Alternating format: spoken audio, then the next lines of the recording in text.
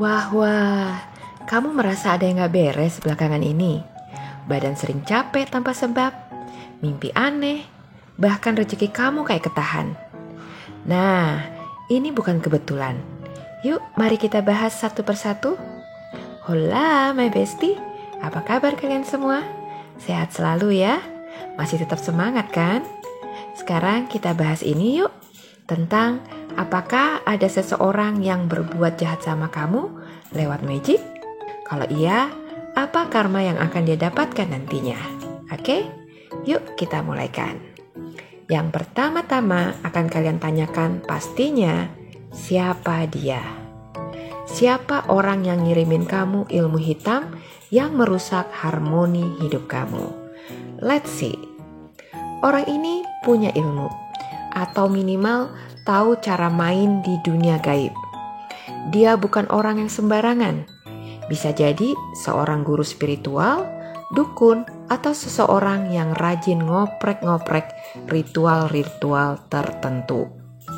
Bisa juga dia orang yang paham aturan dan tradisi di dunia pergoiban, ya. Mungkin pernah belajar tentang energi atau bahkan punya akses ke orang-orang yang bisa ngerjain orang lain. Oke? Tapi sehebat apapun upaya dia mau ngerjain kamu, niat jahatnya ini justru bakal kebongkar sebelum semakin jauh. Jadi siap-siap aja ya. Kalau selama ini kamu belum tahu siapa pelakunya, sebentar lagi semesta bakal nge-spotlight siapa dia ya. Bisa jadi kamu tiba-tiba akan dapat bisikan batin, mimpi yang kasih kamu clue, atau akan ada orang lain yang tanpa sengaja bocorin nama orang ini. Oke? Petunjuk paling jelas di sini adalah orang yang main magic ke kamu ini kemungkinan besarnya adalah seorang pria, ya. Bukan sembarang pria loh, tapi seseorang yang punya power, karisma, dan merasa dirinya itu berkuasa, ya. Dia tipe orang yang percaya diri, dominan, dan gak suka kalau ada orang lain yang lebih bersinar dari dirinya. Bisa jadi dia ini seorang pemimpin, bos, ex-mentor kamu, atau bahkan seseorang yang dulu pernah punya hubungan dekat dengan kamu. Entah mantan atau gebetan kamu yang gak pernah jadian. Terus pertanyaannya, kenapa dia melakukannya kepada kamu? Apa sih motifnya? Coba main gelap-gelapan gitu ke kamu? Yang pasti bisa aja karena dia, satu, iri sama kamu dan gak terima dengan pencapaian kamu.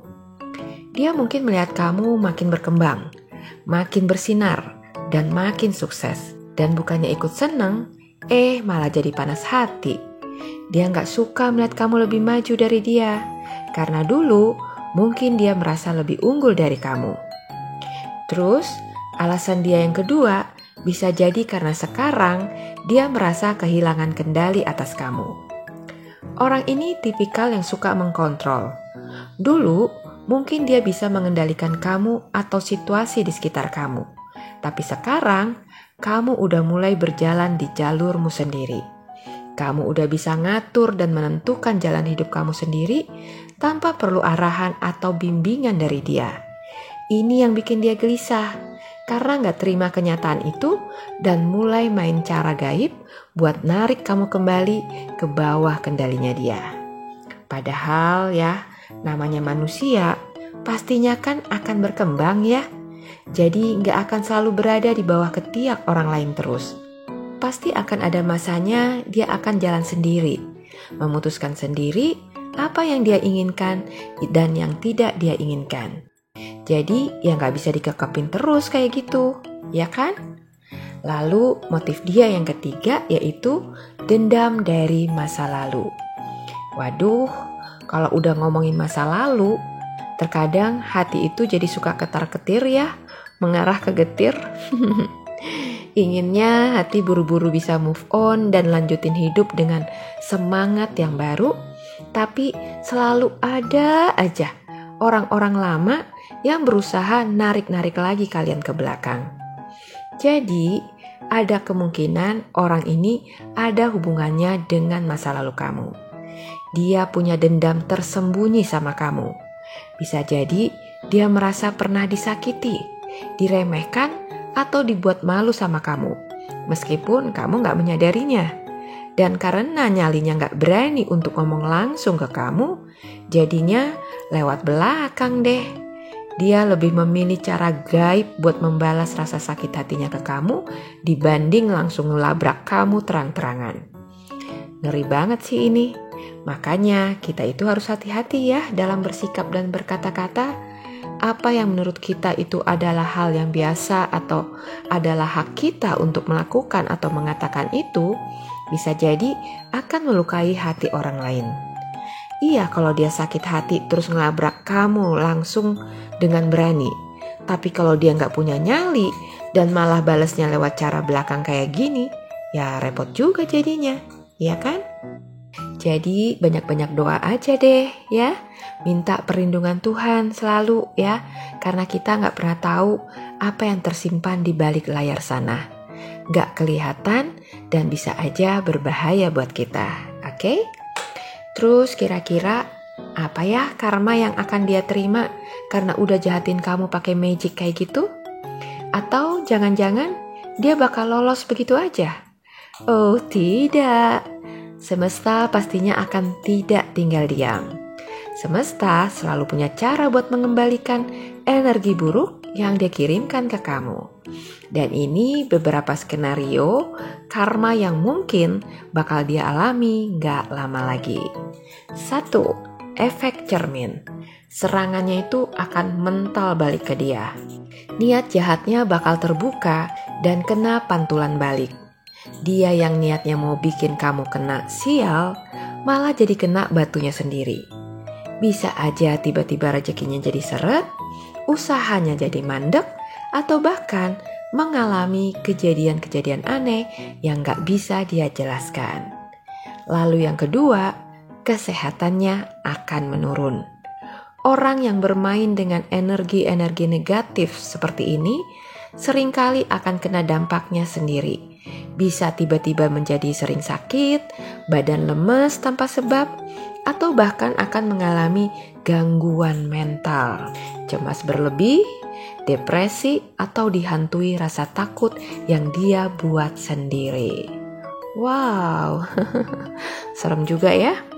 Lalu yang ketiga, pengkhianatan dari orang terdekat. Hukum semesta itu adil. Kalau dia memakai ilmu hitam untuk menjatuhkan orang lain, maka dia akan dikhianati oleh orang-orang yang selama ini dia percayai. Bisa jadi sahabatnya akan menusuk dia dari belakang, rekan bisnisnya akan berkhianat, atau bahkan keluarga dan pasangannya akan mulai menjauh dari dirinya. Oke? Lalu yang keempat, karisma dan kekuasaannya akan mulai luntur, gengs, ya. Dia terbiasa menjadi sosok yang kuat dan dihormati. Tapi kalau dia main magic buat nyerang orang, aura positifnya bakal terkikis sendiri. Dia yang dulunya disegani, perlahan akan mulai kehilangan kepercayaan orang-orang di sekitarnya. Dia akan mengalami kejatuhan, baik di bidang pekerjaan, sosial, maupun spiritual. Lalu yang kelima, dia akan diganggu oleh energi yang dia panggil sendiri. Orang yang sering bermain dengan energi negatif kadang lupa bahwa energi itu juga butuh bayaran. Bisa jadi dia akan malah jadi sasaran balik dari entitas atau energi yang dia gunakan untuk menyakiti kamu. Akibatnya, dia bisa mengalami gangguan spiritual, mimpi buruk terus-menerus, atau dihantui oleh sesuatu yang gak bisa dia kendalikan. Nah, kalau udah begini, apa yang harus kamu lakukan? 1. Tetap tenang dan jangan takut, ya. Semakin kamu panik, semakin dia merasa berhasil. Sebaliknya, kalau kamu tetap kuat dan percaya diri, serangannya bakal makin melemah. Lalu kedua, bersihkan energi diri kamu dan lingkungan kamu. Sering mandi dengan air garam ya, atau air bunga. Atau kamu bisa bakar dupa, kayu gaharu, atau sage untuk membersihkan energi di sekitar kamu. Dan yang paling utama dari semuanya adalah jangan lupa berdoa atau melakukan perlindungan spiritual sesuai kepercayaan kamu. Oke? Lalu yang ketiga, perkuat energi positif kamu. Karma akan bekerja lebih cepat kalau kamu tetap dalam vibrasi yang tinggi. Jadi, jangan terpuruk ya. Fokus pada hal-hal yang membuat kamu bahagia. Tetap produktif dan biarkan semesta yang bekerja. Oke? Lalu yang keempat, jangan balas ya.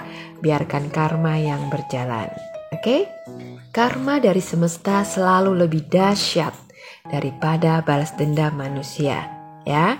Jadi kamu tinggal duduk manis aja sambil makan popcorn dan nikmati pertunjukan kamu. Oke? Kesimpulannya, orang yang berbuat jahat padamu ini kemungkinan besarnya adalah seorang pria. Oke? Kalaupun dia seorang wanita, energinya dia itu energi maskulin ya. Seseorang ini punya kuasa, karisma, dan mungkin merasa dirinya itu lebih unggul dari kamu. Dia melakukan ini karena iri, dendam, atau ingin mengkontrol kamu. Tapi tenang, semesta memastikan bahwa rahasianya bakal terbongkar dan dia bakal kehilangan mahkotanya. Oke? Lalu karma yang bakal dia terima dari kehilangan rejeki, ditinggalkan orang-orang terdekat, sampai kena serangan balik dari energinya sendiri. Jadi tugas kamu sekarang adalah tetap kuat, bersihkan energi, dan biarkan karma melakukan pekerjaannya. Siap-siap aja, drama kehidupan ini bakal makin seru. Oke, Besti? Semoga video ini bisa memotivasi kalian ya. Sampai jumpa lagi di video saya selanjutnya. Bye-bye.